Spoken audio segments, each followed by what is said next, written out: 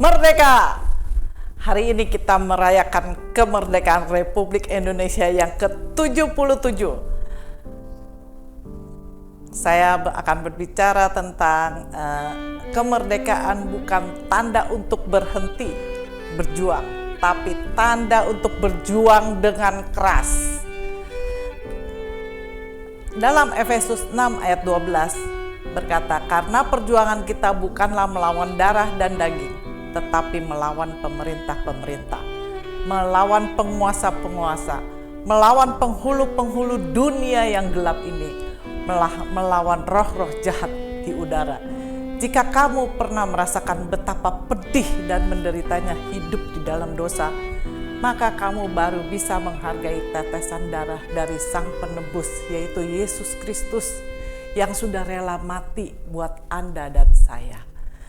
1 Petrus 1 ayat 18 dan 19 berkata, sebab kamu tahu bahwa kamu telah ditebus dari cara hidupmu yang sia-sia, yang kamu warisi dari nenek moyangmu. Itu bukan dengan barang yang fana, bukan pula dengan perak atau emas, melainkan dengan darah yang mahal, yaitu darah Kristus, yang sama seperti darah anak domba, yang tak bernoda dan tak bercacat. Pengampunan dosa merupakan sebuah mimpi yang menjadi kenyataan, yang telah kita terima sebagai anugerah yang begitu berharga. Jadi bukan barang murah, karena kita semua telah ditebus oleh darahnya yang mahal. Filipi 2 ayat 12 berkata, hai saudara-saudaraku yang kekasih, kamu senantiasa taat. Karena itu tetaplah kerjakan keselamatanmu dengan takut dan gentar. Bukan saja seperti waktu aku masih hadir, tetapi terlebih pula sekarang, waktu aku tidak hadir. Memang keselamatan yang sudah kita terima itu gratis, alias cuma-cuma. Namun, pengampunan dosa ini harus kita jaga dan kita pelihara dengan disiplin yang kuat, komitmen yang sungguh-sungguh, agar kita tidak lagi jatuh ke dalam dosa.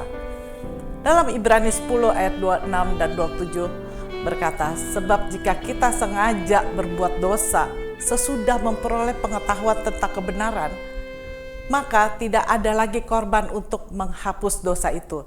Tetapi yang ada ialah kematian yang mengerikan akan penghakiman dan api yang dahsyat yang akan menghanguskan semua orang durhaka. Jangan biarkan kemerdekaan atas pengampunan dosa yang telah kita terima menjadi sekedar narasi yang penuh basa-basi, di mana kita hanya menyandang gelar sebagai orang Kristen, namun tidak pernah mengecap nikmatnya keselamatan di dalam kasih dan kuasa pengampunan dosa yang berasal dari Tuhan kita Yesus Kristus.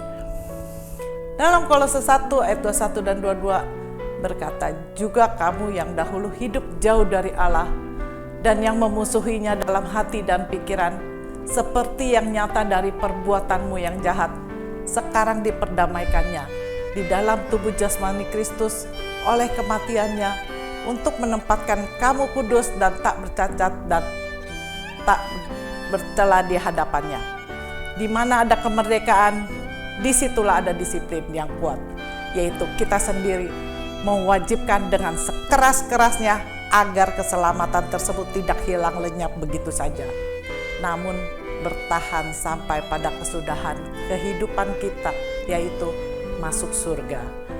Kolose 1 ayat 23 mengatakan, sebab itu kamu harus bertekun dalam iman, tetap teguh dan tidak bergoncang, dan jangan mau digeser dari pengharapan Injil yang telah kamu dengar dan yang telah dikabarkan di seluruh alam di bawah langit, dan yang aku ini Paulus telah menjadi pelayannya.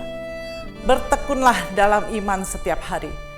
Jangan izinkan keselamatan yang sudah diterima tergeser oleh daya tarik dunia ini, sehingga kita kehilangan kasih dan kuasa kebangkitannya, yaitu hidup berkemenangan selama-lamanya. Selamat HUT kemerdekaan Republik Indonesia yang ke-77. Sekali lagi, merdeka, merdeka. Amin.